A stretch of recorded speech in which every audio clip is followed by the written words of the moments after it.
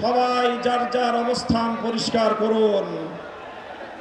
হয় আপনি জুলাই বিপ্লবের পক্ষপাতী, আর না হয় আপনি ৭২-এর বাকশালপন্থী। ৭২-এর পরাজিত বাকশালপন্থীরা আগামী ১৩ই নভেম্বর বাংলাদেশের বিরুদ্ধে লকডাউনের নামে যুদ্ধের ঘোষণা দিয়েছে। আমি ঘোষণা করতে চাই, ১৩ই নভেম্বর কোন বাকশালপন্থীকে বাংলার রাজপথে আমরা নামতে দেব না। যদি কেউ নামবার অপচেষ্টা চালায়, আমরা তাদেরকে রাজপথে মোকাবেলা করব ইনশাআল্লাহ। সংগ্রামী সাথী ও বন্ধুগণ, ২০২৪-এর জুলাই বিপ্লব সহস্রাধিক তাজা প্রাণের রক্তের বিনিময়ে অর্জিত এই বিপ্লব। এই বিপ্লবের ভিত্তিতে আগামী বাংলাদেশ পরিচালিত হওয়ার জন্যই ঐক্যমতের ভিত্তিতে জুলাই সনদ প্রণীত হয়েছে। এই জুলাই সনদ কোন কাগজে সনদ হিসেবে আমরা দেখতে চাই না। জুলাই সনদকে আমরা আগামীর বাংলাদেশের রূপরেখা হিসেবে দেখতে চাই। এজন্য আমরা দলের পক্ষ থেকে বলেছি, অনতিবিলম্বে জুলাই সনদকে সরকারি আদেশের মাধ্যমে এর প্রাথমিক আইনি ভিত্তি প্রদান করতে হবে। এরপরে আগামী ত্রয়োদশ জাতীয় সংসদ নির্বাচনের পূর্বেই গণভোটের মাধ্যমে জুলাই সনদকে চূড়ান্ত আইনি ভিত্তি প্রদান করতে হবে। এর ব্যত্যয় হলে জুলাই বিপ্লব পন্থীরা বরদাস্ত করবে না, সেটা মানবে না। আমরা সুস্পষ্ট ঘোষণা দিতে চাই, আমাদের জুলাই যোদ্ধাদের, জুলাইয়ের বিপ্লবে শাহাদাত বরণকারী বীর শহীদদের রক্ত মারিয়ে জুলাই বিপ্লবের, জুলাই সনদ বাস্তবায়নের গণভোট ছাড়া বাংলার মাটিতে আমরা আর কোনো কিছুই হতে দেব না। আমি জানি না জাতীয় নির্বাচনের আগে জুলাই সনদ বাস্তবায়নের লক্ষ্যে গণভোট হলে কার কি সমস্যা, সেটা আমাদের বুঝে আসে না।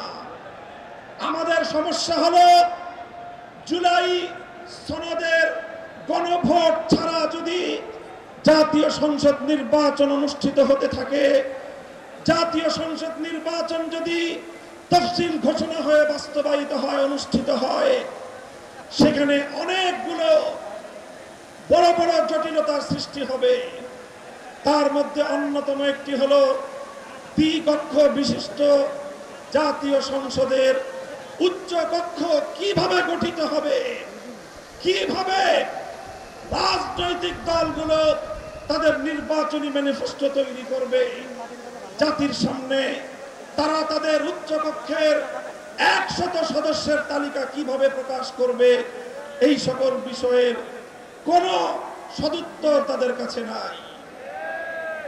যারা জুলাই সনদের গণভোট, জাতীয় সংসদ নির্বাচনের আগে অনুষ্ঠানের ক্ষেত্রে বিরোধিতা করছেন, আমরা তাদের সমস্যার কথা জানতে চাই। কোনো যুক্তি নাই, কোনো যুক্তি নাই। তারা জুলাই সনদের বাস্তবায়নকে ঠেকিয়ে দিয়ে বাংলাদেশে আবার ফ্যাসিবাদ কায়েম করবার ষড়যন্ত্র করছে।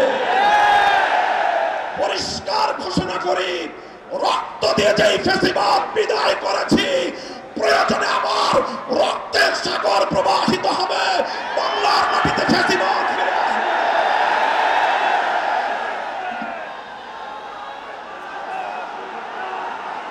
রাজনৈতিক পক্ষগুলোকে বলতে চাই, আমরা রক্ত দিয়েছি বালাকোটে, আমরা রক্ত দিয়েছি শাপলা চত্বরে, আমরা রক্ত দিয়েছি 2015 সালে, রক্ত দিয়েছি 2021 সালে, রক্ত দিয়েছি জুলাই বিপ্লবে।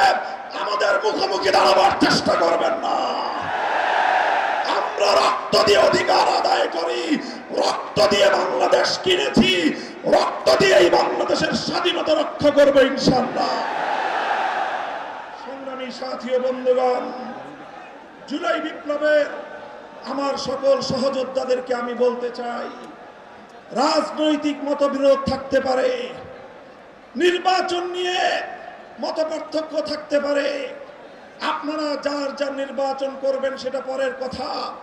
আসুন, যারা জুলাইয়ের বিপ্লবের রাজপথে ছিলেন, জুলাই বিপ্লবের সনদের আইনি ভিত্তি কার্যকর করার জন্য আমরা হাতে হাত রাখি।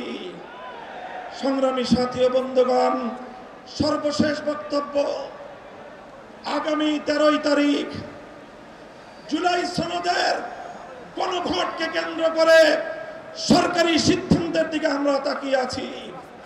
সরকার যদি জনগণের শান্তিপ্রিয় ভাষা বুঝতে ব্যর্থ হয়, আবার বলছি, সরকার যদি একদলীয় নেতৃবৃন্দের শান্তিপ্রিয় ভাষা বুঝতে ব্যর্থ হয়, যেই ভাষায় বললে সরকার বুঝবে আমরা সেই ভাষাই প্রয়োগ করব, সেই কর্মসূচি ঘোষণা করব ইনশাআল্লাহ। প্রস্তুত থাকবেন তো আপনারা? ইনশাআল্লাহ যুদ্ধ করে ফ্যাসিবাদ বিতাড়িত করেছি।